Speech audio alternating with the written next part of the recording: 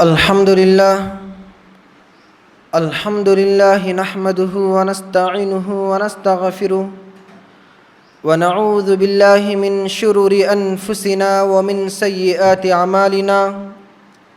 من يهده الله فلا مضل له ومن يضلل فلا هادي له وأشهد أن لا إله إلا الله وحده لا شريك له وأشهد أن محمدًا عبده ورسوله أما بعد فيا معشر الإخوان فإن خير الحديث كتاب الله وخير الهدي هدي محمد صلى الله عليه وسلم وشر الأمور محدثاتها وكل محدثة بدعة وكل ضلالة في النار وكل بدعة ضلالة وكل ضلالة في النار فقد قال الله تبارك وتعالى في القرآن المجيد والفرقان الحميد فأعوذ بالله السميع العليم من الشيطان الرجيم بسم الله الرحمن الرحيم وما خلقت الجن والإنس إلا ليعبدون وقال تعالى في مقام آخر فسبح بحمد ربك وكن من الساجدين واعبد ربك حتى يأتيك اليقين وقال النبي صلى الله عليه وسلم لا تختصوا ليلة الجمعة بقيام من بيان الليالي ولا تخصوا يوم الجمعة بصيام عن بين الأيام إلا أن يكون في صوم يصومه أحدكم رواه المسلم صدق الله المولان العظيم وبلغنا رسوله النبي الأمين الكريم ونحن على ذلك لمن الشاهدين والشاكرين والحمد لله رب العالمين اللهم صل على محمد وعلى آل محمد كما صليت على إبراهيم وعلى آل إبراهيم إنك حميد مجيد اللهم بارك على محمد وعلى آل محمد كما باركت على إبراهيم وعلى آل إبراهيم إنك حميد مجيد۔ تمام قسم کی تعریف اور تمام قسم کی توصیف اس اللہ رب العزت کے لیے لائق اور زیبا ہے جس نے مجھے اور آپ کو پیدا فرمایا، اور بیش بہا درود و سلام نازل ہو اس ذات مقدسہ مطہرہ پر جس کا نام اسم گرام احمد مجتبیٰ محمد مصطفیٰ صلی اللہ علیہ وسلم ہے۔ عزیزان گرامی، نوجوان دوستوں اور عزیز بچوں اور خواتین اسلام، اللہ تبارک و تعالیٰ نے ہمیں جو پیدا کیا، انسانوں کو اور جنوں کو، محض جو مقصد ہے اللہ تعالیٰ کا وہ یہ ہے کہ انسان اور تمام جنات صرف ایک اللہ تعالیٰ کی عبادت کریں، اور یہی نہیں بلکہ اللہ تعالیٰ نے اپنی کیسی عبادت کرنا ہے بندوں کو اور جنوں کو، جو اللہ کی عبادت کرنا ہے انسان اور جنوں کو، وہ بھی اس کا طریقہ انبیاء کرام کے ذریعے انبیاء کرام کو بھیج کر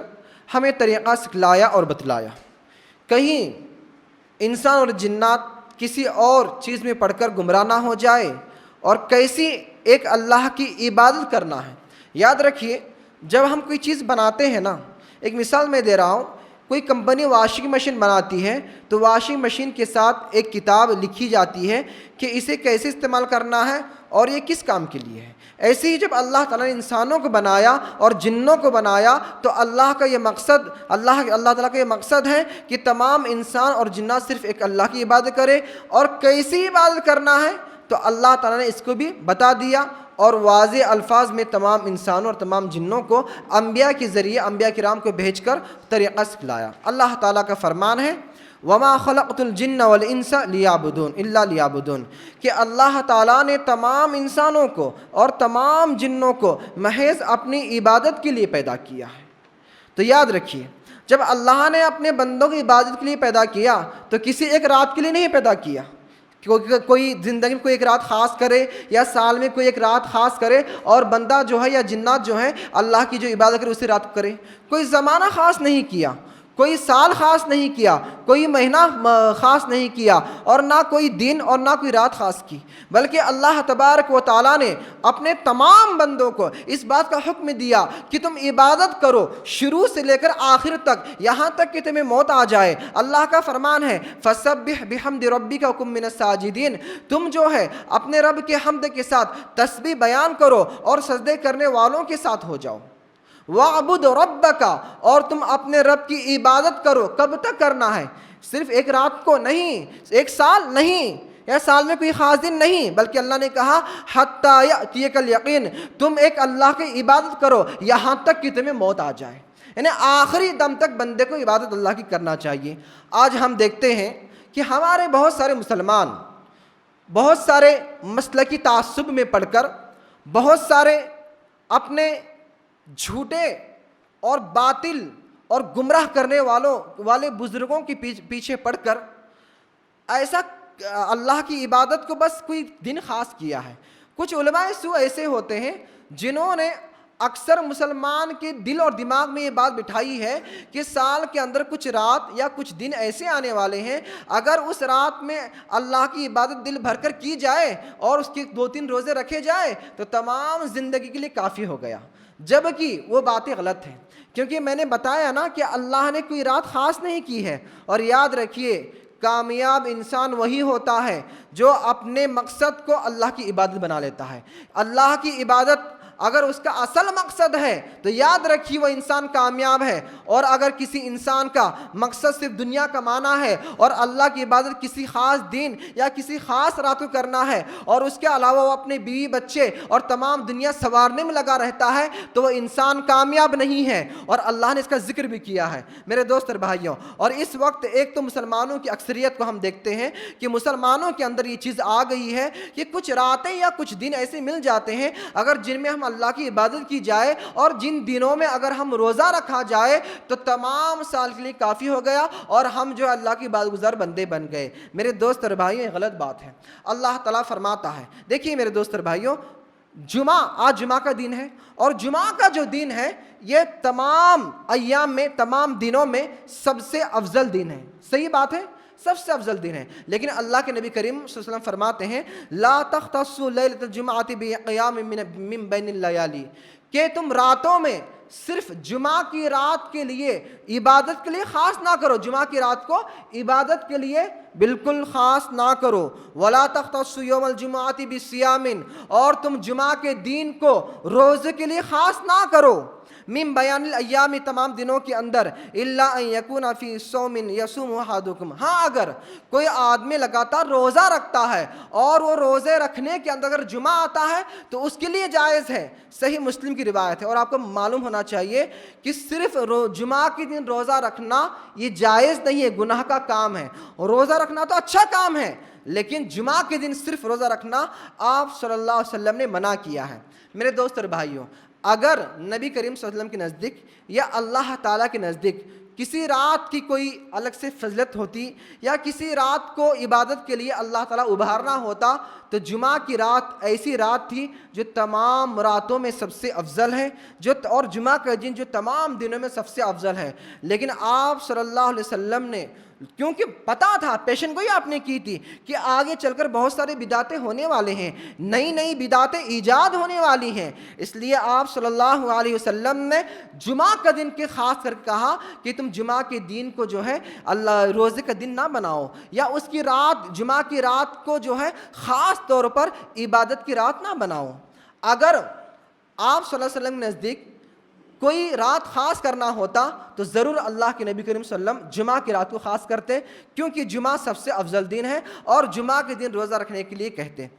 لیکن آپ صلی اللہ علیہ وسلم کا جو معمول تھا وہ یہ معمول نہیں تھا کہ ایک رات کو، کوئی سال میں 2-3 رات آتے، اسے آپ رات جا کر عبادت میں گزار دیتے اور دن میں روزہ رکھتے، ایسا نہیں تھا، بلکہ آپ صلی اللہ علیہ وسلم زندگی کے تمام دنوں میں، سال کے 12 مہینوں میں، مہینے کے 30 دنوں میں، ہفتے کے 7 دنوں میں اللہ کی ہمیشہ عبادت کیا کرتے تھے۔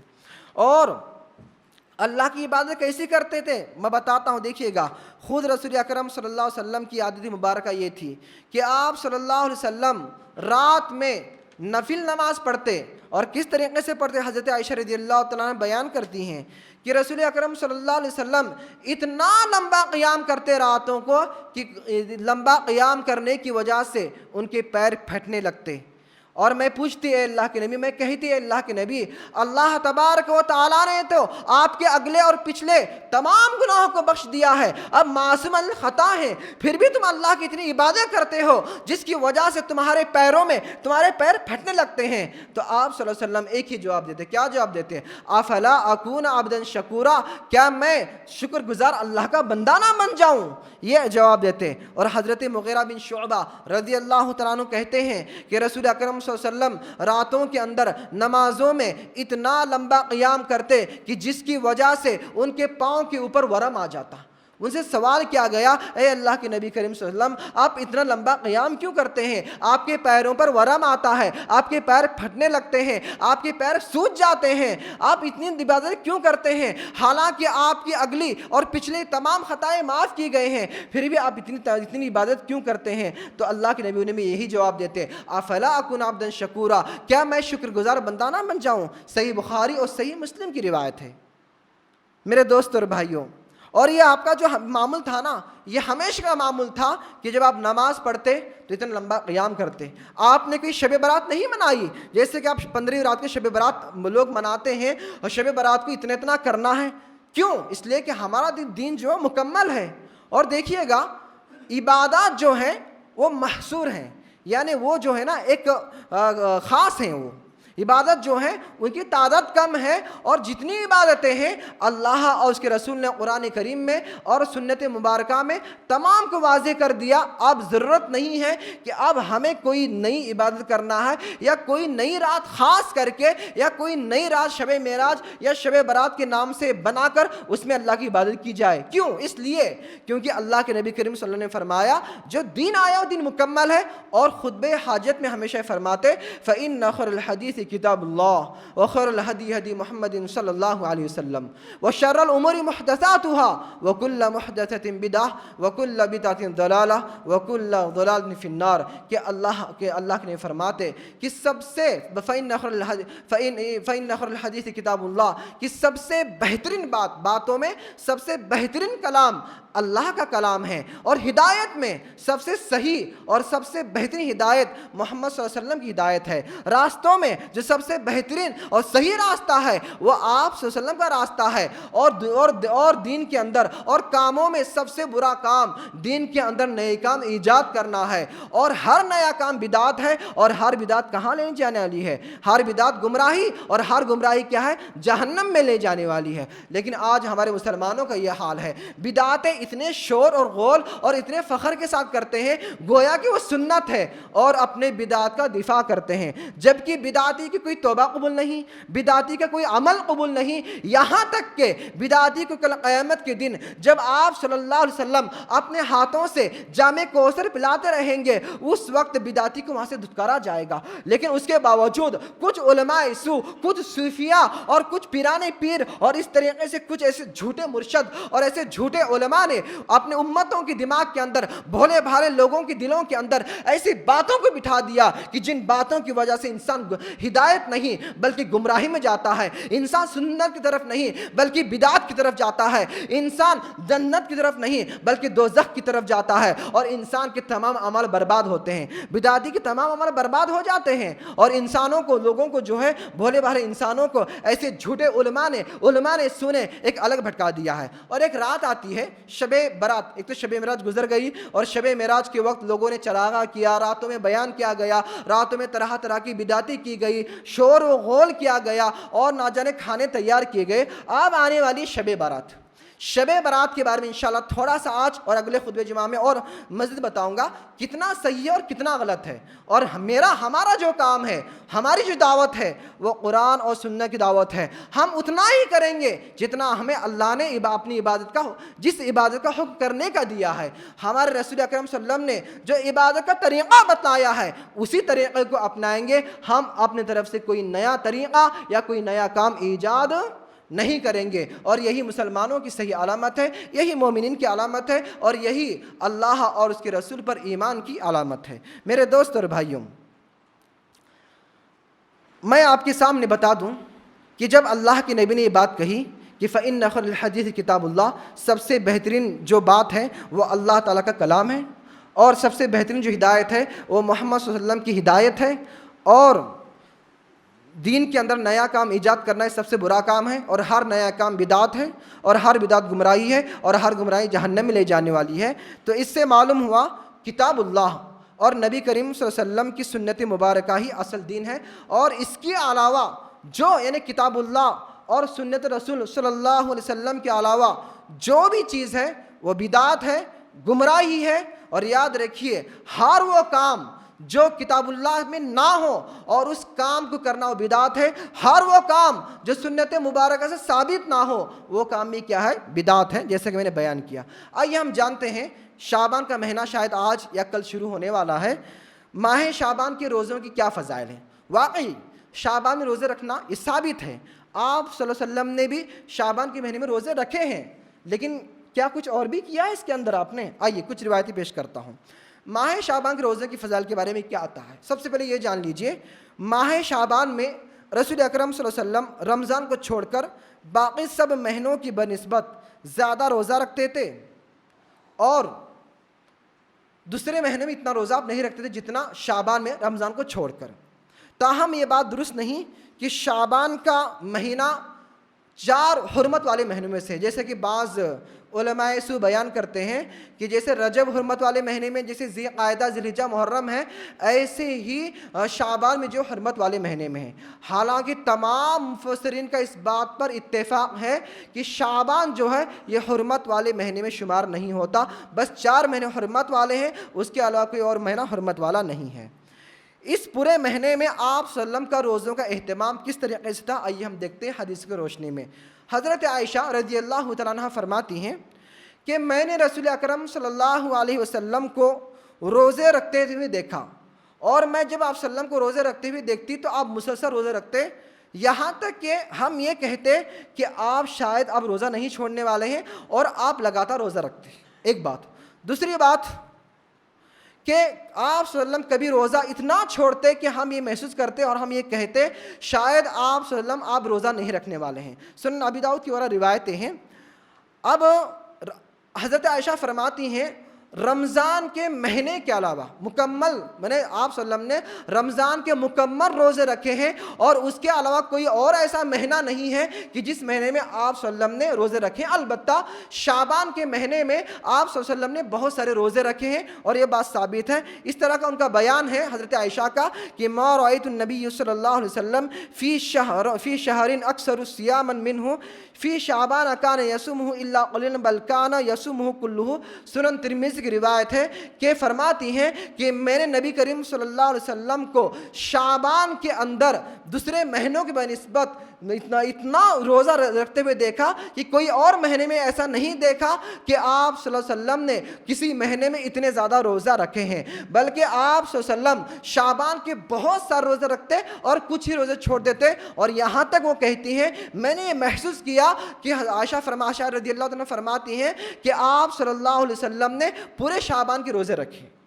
جبکہ ام سلمہ رضی اللہ تعالیٰ عنہ کا بیان ہے کہ ما رأیت النبی صلی اللہ علیہ وسلم شہرین متتابعین، میں نے نبی کریم صلی اللہ علیہ وسلم کو کبھی نہیں دیکھا کہ وہ لگاتار 2 مہینے کے روزے رکھ رہے ہیں، لگاتار 2 مہینے کے، الا شعبان اور رمضان، مگر شعبان اور رمضان کے۔ یہ شعبان اور رمضان میں آپ صلی اللہ علیہ وسلم روزہ رکھتے تھے، یعنی شعبان میں پورا مکمل روزہ نہیں رکھا، بلکہ شعبان میں روزوں کی اکثریت کی، یعنی روزوں کو زیادہ رکھا۔ سنن ترمذی کی یہ صحیح روایت ہے جو میں نے آپ کے سامنے بیان کیا۔ رہی بات شعبان کے اندر عبادت کی، تو وہ روزوں کا اہتمام کرنا تھا، نہ کہ کسی رات کو خاص کر کے اس میں جاگنا، عبادت کرنا یا بیان کرنا یا اس طریقے سے ایسے ویسے پیش کرنا، یہ چیزیں آپ صلی اللہ علیہ وسلم ثابت نہیں ہیں۔ ہاں روزہ رکھنا ہے، لیکن افسوس اس بات کا ہے اس امت پر کہ اس امت نے جو نبی کریم صلی اللہ علیہ وسلم جو سنت تھی روزے رکھنا تھا، جو آپ کا عمل تھا، اس عمل کو چھوڑ کر اپنی طرف سے من گھڑت راتیں گڑھ لیا اور اس رات میں اللہ کی عبادت کو خاص کیا اور من گھڑت روایتوں کو اپنا دین بنا لیا۔ یاد رکھیے گا، ہمارا جو دین ہے قرآن اور صحیح سنت پر ہے، اور اس کا جو من گھڑت اور ضعیف روایتیں ہیں وہ قابل حجت نہیں ہیں اور نہ وہ دین کا حصہ بننے والے ہیں۔ ایک سوال یہاں یہ پیدا ہوتا ہے کہ آپ صلی اللہ علیہ وسلم شعبان میں کثرت سے روزہ کیوں رکھتے تھے؟ یعنی شعبان میں کثرت سے روزہ رکھنے کی کیا حکمت ہے؟ تو اسامہ بن زید رضی اللہ تعالیٰ عنہ نے جب رسول اکرم صلی اللہ علیہ وسلم کو دیکھا کہ آپ صلی اللہ علیہ وسلم رمضان کے علاوہ سب سے زیادہ شعبان کے مہینے میں روزہ رکھتے ہیں، تو ان سے سوال کیا گیا، آپ صلی اللہ علیہ وسلم سوال کیا گیا، اے اللہ کے نبی کریم صلی اللہ علیہ وسلم، آپ رمضان کے علاوہ شعبان کے مہینے میں اتنے روزہ کیوں رکھتے ہیں؟ دوسرے مہینوں کی بنسبت آپ دوسرے مہینے میں اتنے روزہ تو نہیں رکھتے ہیں۔ تو اس وقت آپ صلی اللہ علیہ وسلم نے جواب دیا، ذاک شہر،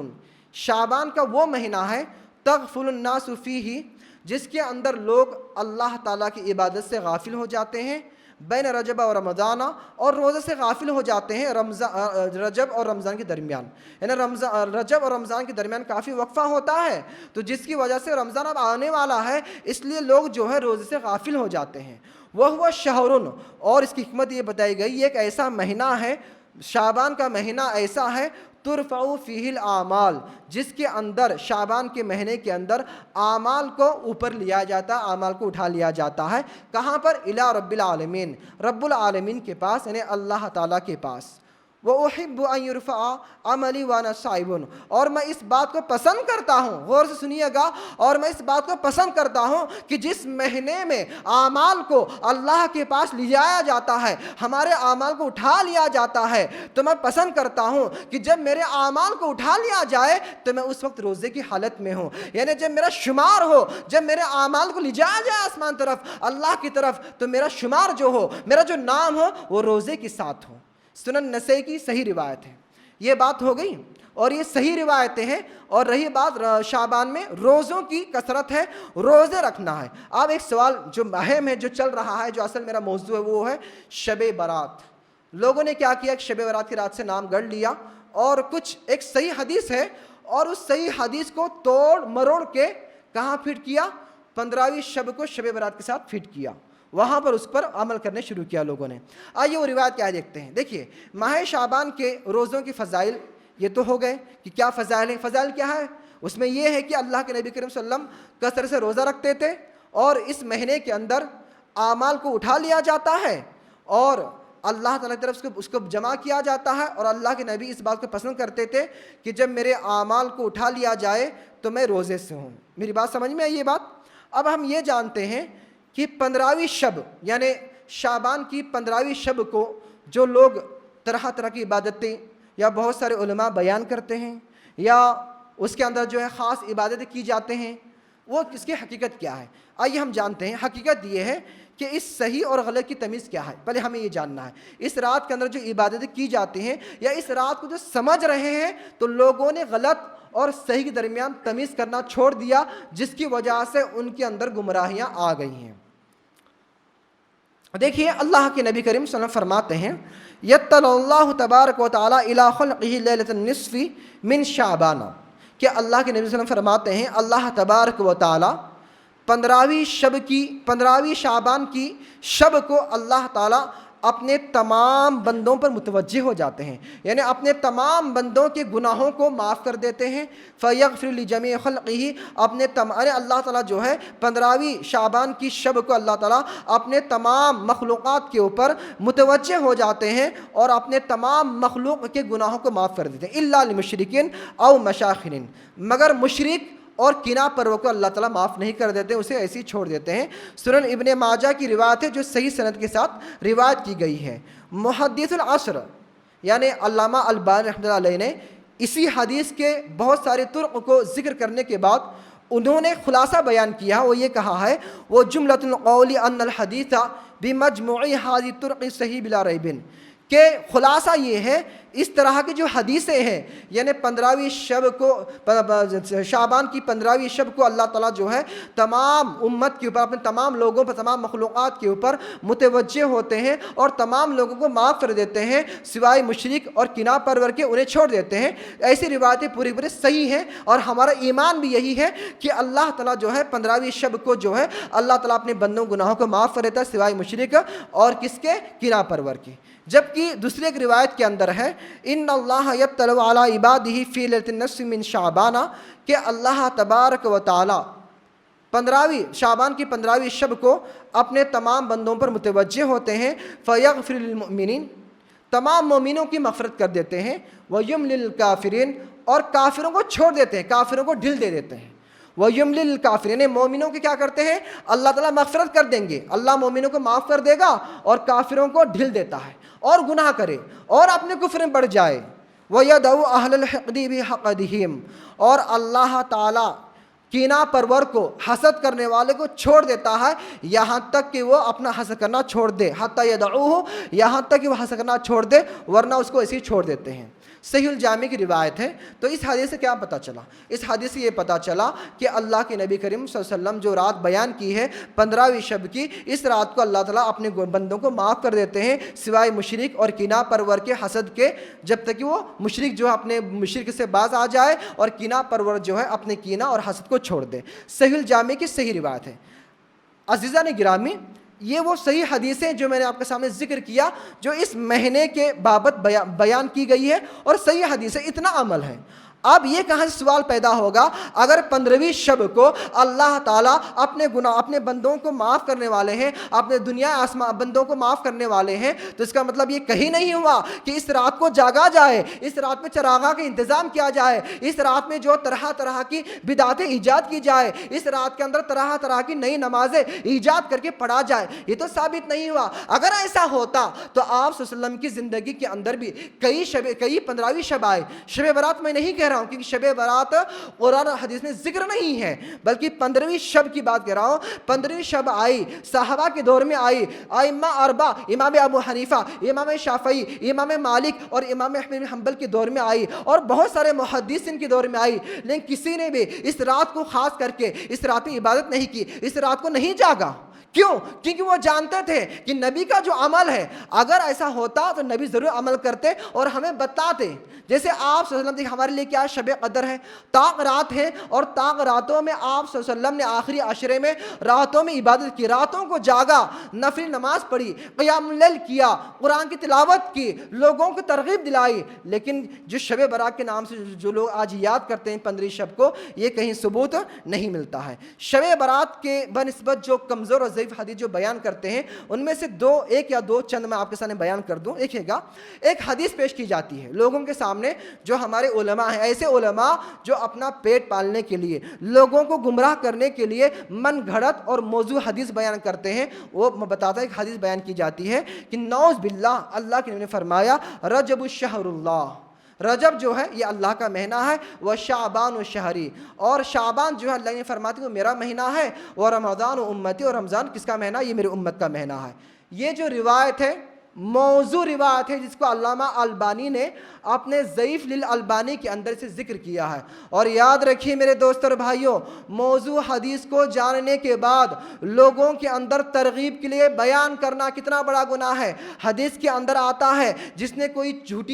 جھوٹی بات جان کر میری طرف منسوب کیا تو جان لے وہ اپنا ٹھکانہ جہنم کو بنا لینے والا ہے، اس کا جو ٹھکانہ ہوگا آگ کا ٹھکانہ ہوگا۔ آج کتنے ایسے علماء سو ہیں جو جانتے ہی جو حدیث ہے یہ حدیث موضوع ہے، یہ حدیث جھوٹی ہے، یہ حدیث من گھڑت ہے، لیکن اس کے باوجود روایت اس رات کو اچھا بنانے کے لیے، اس رات کو بڑھانے کے لیے اور لوگوں سے اپنا پیسہ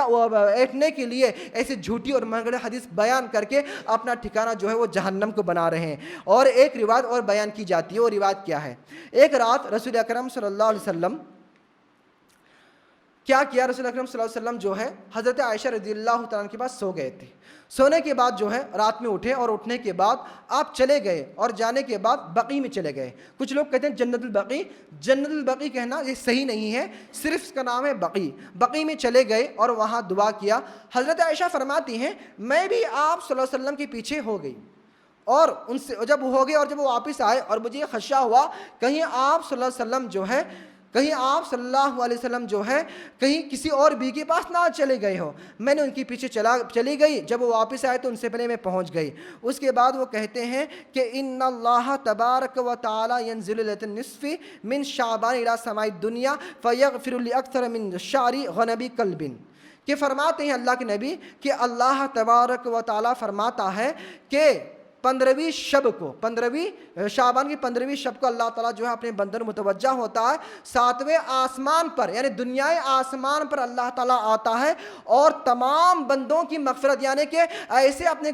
بندوں کی گناہوں کو معاف کرتا ہے جیسے بنو کلب کی جو بکریاں ہیں, ان بھیڑ ہیں جو بکریاں ہیں, ان بھیڑ اور بکریوں کے جتنے بال ہیں اتنے بالوں کے برابر اپنے بندوں کے گناہوں کو معاف کر دیتا ہے. سنن ابن ماجہ کی روایت ہے, جو روایت کیا ہے سنن ترمذی کی روایت ہے, جو روایت ضعیف روایت ہے. یہ اس کی اصل نہیں ہے, بلکہ امام ترمذی نے جب اپنے سنن ترمذی میں اس روایت کو پیش کیا, اس روایت کو پیش کرنے کے بعد انہوں نے خود اس طرف اشارہ کیا یہ حدیث ضعیف ہے. اور امام ترمذی نے امام بخاری رحمۃ اللہ علیہ سے اس حدیث کو نقل کرتے ہوئے کہا یہ حدیث ضعیف ہے, جو کہ قابل حجت نہیں ہے, جو ناقابل حجت ہے. اور اس حدیث کو حجت بنا کے اس رات میں جاگا جاتا ہے, اس رات میں جو ہے مردوں کے لیے دعا کیا جاتا ہے. رہی بات اس واقعے کی کہ آپ صلی اللہ علیہ وسلم جو بقیع چلے گئے وہاں مغفرت کی دعا کیے, وہ ایک حدیث الگ ہے جو صحیح مسلم کے اندر ہے, اور وہ اس رات کے لیے نہیں ہے جو 15 شب کے لیے بیان کیا جاتا ہے, وہ کوئی اور معاملہ ہے. انشاءاللہ اسے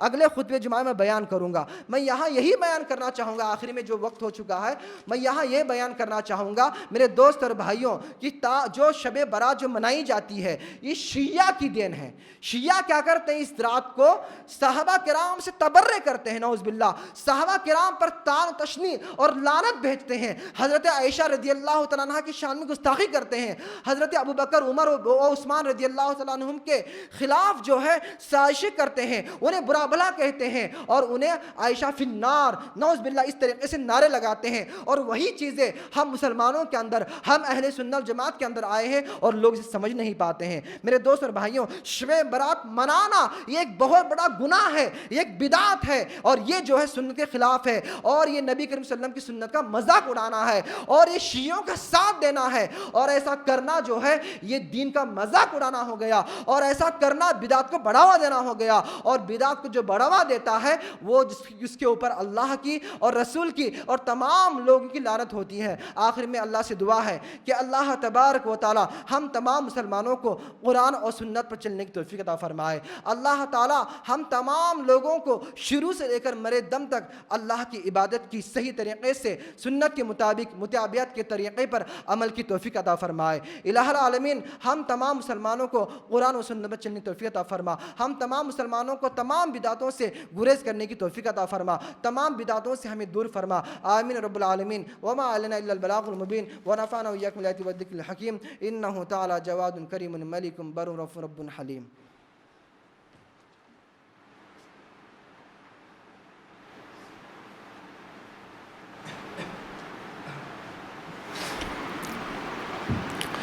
الحمد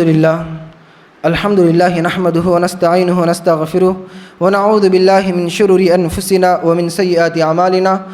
من يهده الله فلا مضل له ومن يضلل فلا هادي له واشهد ان لا اله الا الله وحده لا شريك له واشهد ان محمدا عبده ورسوله. اما بعد فان خير الحديث كتاب الله وخير الهدي هدي محمد صلى الله عليه وسلم وشر الامور محدثاتها وكل محدثه بدعه وكل بدعه ضلاله وكل ضلاله في النار. ان الله وملائكته يصلون على النبي يا ايها الذين امنوا صلوا عليه وسلموا تسليما. اللهم صل على محمد وعلى آل محمد كما صليت على إبراهيم وعلى آل إبراهيم إنك حميد مجيد. اللهم بارك على محمد وعلى آل محمد كما باركت على إبراهيم وعلى آل إبراهيم إنك حميد مجيد. عباد الله ورحمني ورحمكم الله، إن الله يأمر بالعدل والإحسان وإيتاء ذي القربى وينهى عن الفحشاء والمنكر والبغي يعظكم لعلكم تذكرون. واذكروا الله يذكركم وادعوه يستجب لكم ولذكر الله تعالى على وأولى وعز وجل وهم وتم أكبر والله يعلم ما تصنعون. أقيموا الصلاة.